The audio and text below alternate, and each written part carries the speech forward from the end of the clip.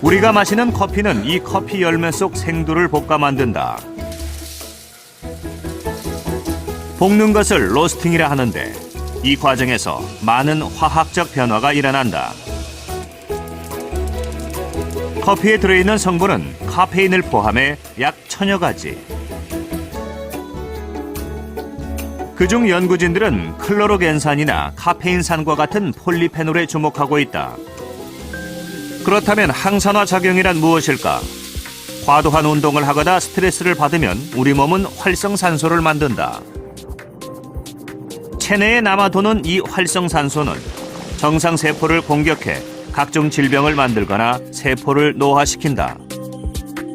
커피 속 클로로겐산과 같은 폴리페놀은 이런 활성산소와 결합해 활동을 억제하는데 이것이 항산화 작용이다. 그럼 커피 속에는 폴리페놀 성분이 얼마나 들어있을까? 홍차와 포도주, 커피, 이 세 음료의 폴리페놀 함량을 측정해보았다.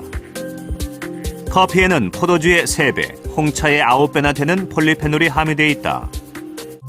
음주량과 비만 여부를 떠나 커피 섭취량이 많을수록 간 기능이 개선된 것. その間の体重の変動とか、あるいは運動量の変化とか、あるいはアルコールの飲む量の変化を考慮しても、コーヒー自体が脂肪肝の発生を40数%抑えているという結果が得られました。ポリフェノールを含んでるんですね。特にその中でもクロロゲン酸と呼ばれるポリフェノールが、酸化を抑えていろんな細胞の保護作用、例えば肝臓の細胞の保護作用などをするということが考えられています。 대개 커피를 마시면 물보다 혈당치가 높아지게 된다. 카페인이 인슐린의 작용을 방해하기 때문이다. 그런데 재밌는 건 16주 후엔 이 결과가 뒤바뀐다는 것. 단시간엔 커피의 효과가 나타나지 않지만 시간이 지날수록 카페인이 포함된 커피가 혈당치를 낮추는 데 도움을 준다는 연구 결과. 長く飲んでるとコーヒーの中に含まれているクロロゲン酸という抗酸化物質がありまして、これがいいことをしているんじゃないかと。 커피를 먹인 쥐들이 플랫폼을 찾아가는 시간은 상당히 단축됐다. 6잔의 커피를 마신 쥐가 먼저 도착했다. 커피의 양이 기억력 개선에 영향을 미친 것이다. 두 가지 농도 실험 모두 저희가 사용한 농도에서 커피가 기억력 개선 효과를 나타냈고요. 그러한 효과는 카페인이 함유되어 있는 것과 카페인이 제거된 커피에서 모두 효과가 나타냈습니다.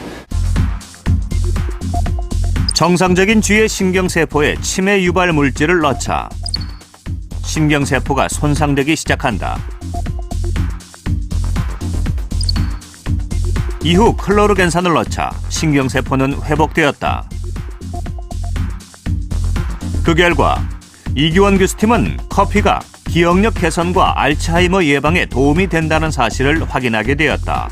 커피에 있는 성분, 특히 클로로제닉 애시드와 같은 항산화 물질들이 신경에 있는 염증 반응과 특히 염증에 관련된 신호 전달을 차단함으로써 신경세포가 사멸되는 것, 즉 치매가 유발될 수 있는 하나의 작용 과정을 저해한다는 것을 저희가 확인할 수가 있었습니다.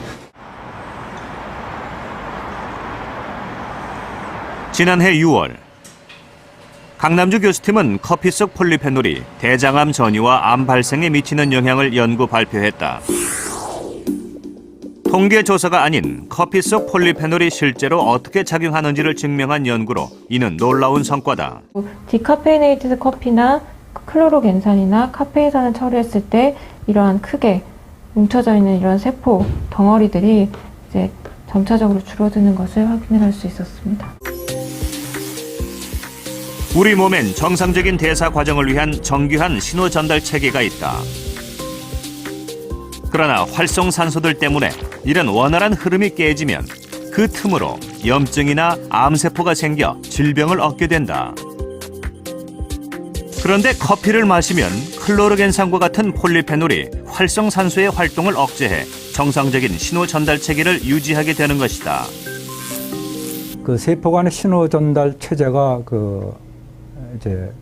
손상된 상태이기 때문에 특정 부위의 암세포가 통제 없이 마구 증식하는 상태가 됩니다.